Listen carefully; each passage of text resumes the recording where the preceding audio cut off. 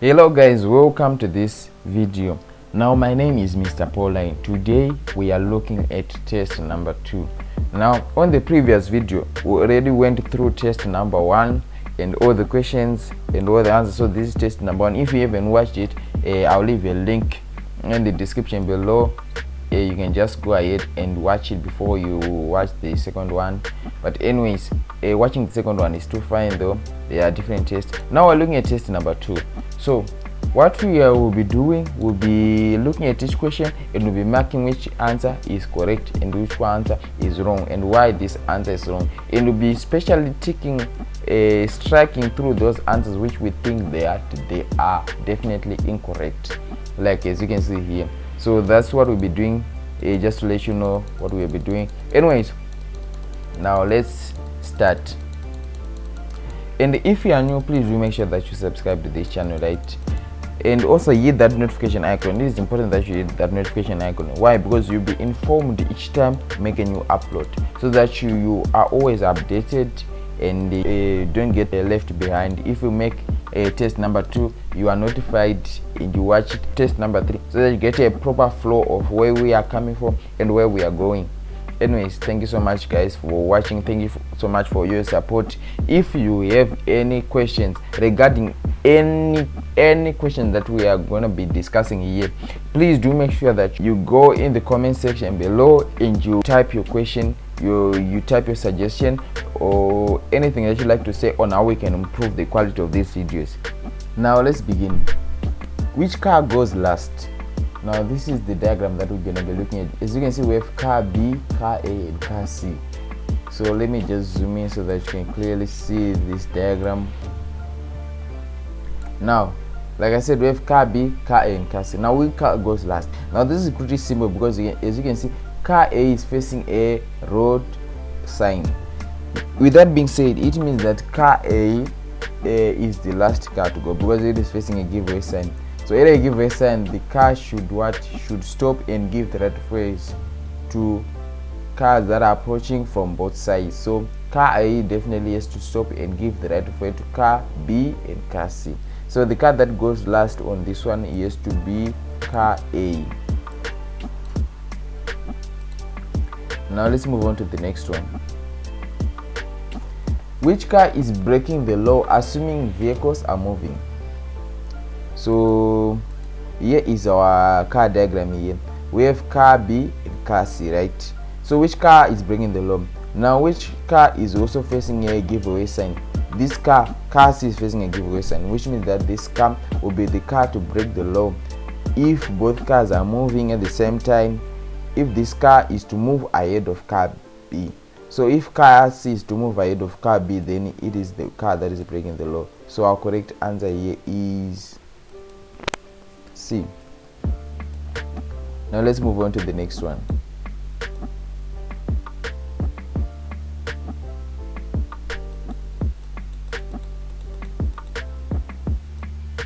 This sign indicates, as you can see, this sign. What does this sign indicate? Let's look at our answers. Is it a railway station, a railroad level crossing, or an intersection? Well, this one is a railroad level crossing. So that's our correct answer here. Now let's move on to the next one.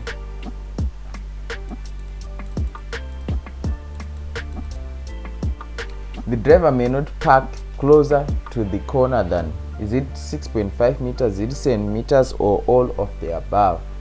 Well, we know that the law says that the driver should not park less than 7.5, and there is no 7.5 here, which means that the driver should not park either 6.5 or 7 meters. These are still less than 7.5 meters. So the vehicle is definitely not allowed to park closer to a corner less than 7.5. So if it is 6.5, it's also correct. 7 meters is also correct. These you are not allowed to park closer to a corner. So therefore our correct answer here is all of the above. Now let's move on to the next one. Cyclists should ride, is it as many as possible abreast, 2 abreast, or in a single file? Well, cyclists should definitely ride in a single file. That's our correct answer here. Now let's move on to the next one. When facing a red robot with an illuminated straight ahead green arrow, I may. Option A, proceed straight ahead. B, turn right should I wish. C, not proceed. Well, if you see that there is a red robot, right? We are facing a red robot. That red robot is in conjunction with a green arrow. It means that if you are going in the direction pointed by the green arrow, then you can filter through that red robot. So if you are definitely going in the direction straight ahead as indicated by this question, if you are going straight ahead, then you can filter through that red robot. So it means that you proceed straight ahead if you are going straight ahead. So you proceed against the red robot. Now let's move on to the next one. What is the correct light sequence at a robot? Now we are looking at the correct light sequence here. Correct light sequence. Okay. So the mnemonic I used to tackle this question, I used the mnemonic GAR, GA, green, amber, red. Now it doesn't have to be in that specific order, but you just need to make sure that it is GAR. How do you do that? Let me show you. Now as you can see, this one is our correct answer. Now we start with amber, red, green here. But to select your answer, you just go here, then you say GAR. You start from G, then you go back to the beginning, then you go to the middle. GAR, that's GAR, right? GAR. So that's our correct answer. Let's look at the next one. We start with G. GRA. No, that's incorrect, right? G. Then we go to the next one. GRA, which is also incorrect, right? It has to be GAR. I really hope you got that. Now let's move on to the next one. A continuous white line in the center of the road may. Option A, be crossed if the road ahead is clear. B, not be crossed for the purpose of overtaking. C, be crossed only on highways.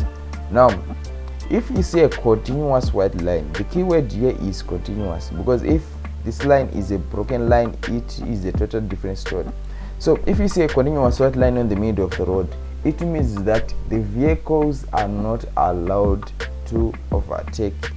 So if there is a slow moving vehicle and there is a continuous white line on the center of the road on your side, it means that you are not allowed to overtake slow moving vehicle at that junction of the road. So the correct answer here is may not be crossed for the purpose of overtaking. So if there is a broken white line, it means that you can overtake. That's something that you just need to know. Anyways, let's move on to the next one. Direction arrows used in conjunction with the prohibition lines on road surfaces. Option A are for information purposes only, related to taxi drivers only, or have a regulatory effect. Or direction arrows used in conjunction with the prohibition lines on the road surface, they have a regulatory effect. Just remember this. Now the next one. Which car can move without breaking the law? Now as you can see, this is a traffic roundabout. So when you look at a traffic roundabout, you need to remember this road rule, which says that at a traffic roundabout you give the right of way to cars that are already circulating. So here we need to find out which cars that are already circulating. You can see that we have car A and car B. Now can these cars move without distracting each other? Definitely, because they can. Car B, because car A is right behind car B, so there is no way it can obstruct car B. Now with that being said, we are looking at the car, which cars can move without breaking the law. Definitely these two cars can move. Now car C cannot move because it is giving the right of way to cars that are already circulating, which is car A and car B. With that being said, it means that to get into the roundabout soon after car A, assuming car A is getting off at this point or at this point. Now let's look at our answers. So the correct answer here is car A and B. These are the two cars that can move in the traffic circle without breaking the law, because they are already moving. So that's our correct answer here. Now let's move on to the next one.